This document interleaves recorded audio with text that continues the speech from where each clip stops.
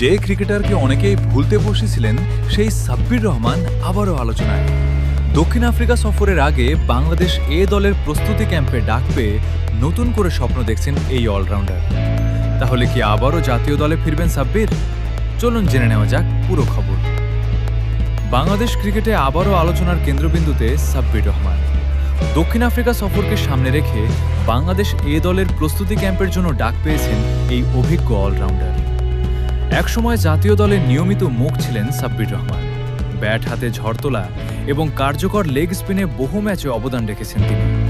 তবে নানা কারণে দীর্ঘদিন ধরে জাতীয় দলের বাইরে ছিলেন এই ক্রিকেটার। এবার দক্ষিণ আফ্রিকা সফরের আগে নির্বাচকদের নজরে এসেছেন সাব্বির। প্রস্তুতি ক্যাম্পে সুযোগ পাওয়ায় তার সামনে খুলে গেছে নতুন সম্ভাবনার দরজা।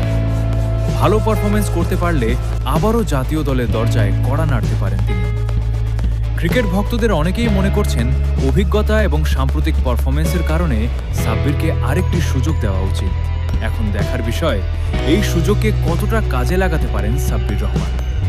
আপনার কি মনে হয়, সাব্বির রহমান কি আবারও বাংলাদেশের জাতীয় দলে ফিরতে পারবেন? আপনার মতামত অবশ্যই কমেন্টে জানান। ভিডিওটি ভালো লাগলে লাইক, শেয়ার এবং চ্যানেলটি সাবস্ক্রাইব করতে ভুলবেন না।